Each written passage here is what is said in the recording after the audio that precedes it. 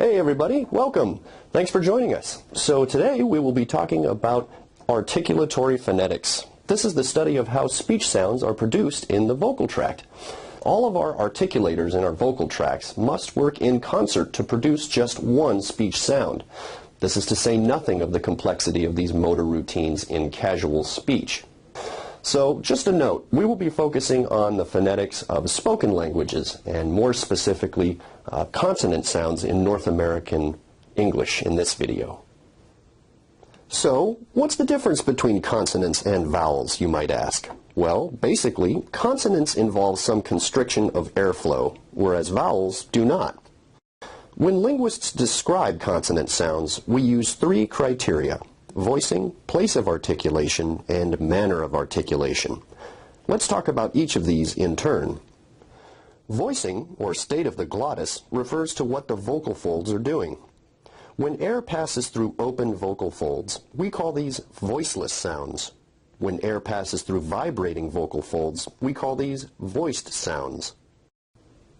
You can feel the difference between voiced and voiceless sounds by putting your hand right here on your Adam's apple if you're a male, or where your Adam's apple would be if you're a female. So produce these two sounds in succession. S, z, s, z. Which one produces the vibration?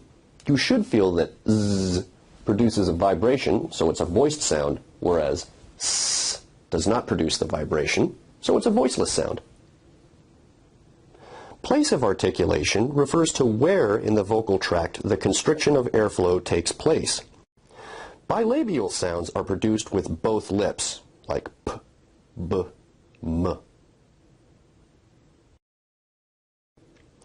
Labiodental sounds are produced with the upper teeth and the lower lip, such as f, v. Interdental sounds are produced with the tongue in between the upper and lower teeth, such as th, th.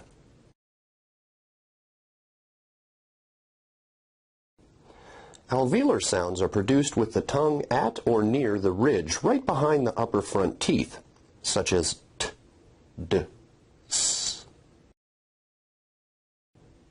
Palatal sounds are produced at the hard palate or the roof of the mouth, such as sh, zh, y.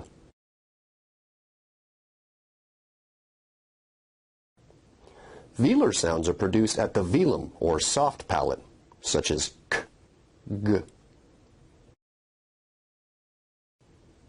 And glottal sounds are produced at the glottis, or the space between the vocal folds, such as h, or the catch in the throat, as in Batman.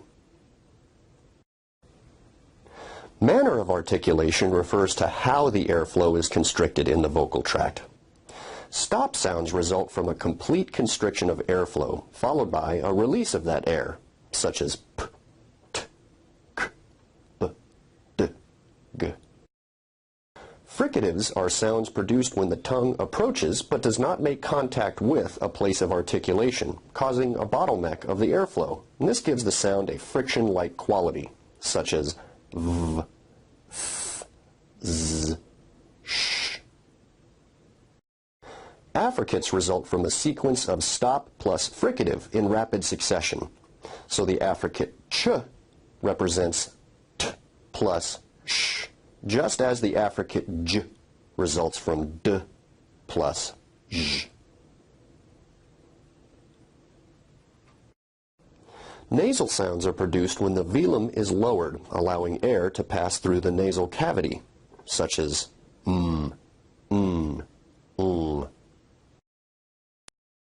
Liquid sounds are produced by allowing air to pass by one or both sides of the tongue, and the tongue itself can move a lot to shape the sound, such as l, Glide sounds are produced with very little constriction of airflow, so little, in fact, that they are often referred to as semivowels, such as w, y. And finally, we have tap sounds. Tap sounds involve a rapid flick of the tongue to some place of articulation. In North American English, we only really have one tap, and that's at the alveolar ridge. You can hear the tap sound in the word butter. Butter. Now notice where we write it with two T's in English that your tongue is producing a tap sound there rather than a full stop or plosive sound. So in North American English you say butter. Now as compared to in received pronunciation where you say butter, that involves a full T stop. Okay, we've discussed these three criteria for describing consonant sounds: voicing, place of articulation, and manner of articulation. And when linguists talk about a consonant sound, they do so in that order. So, for example, the sound B is considered a voiced bilabial stop. S is a voiceless alveolar fricative. That's it for this video. Thanks so much for watching. Hope you enjoyed it.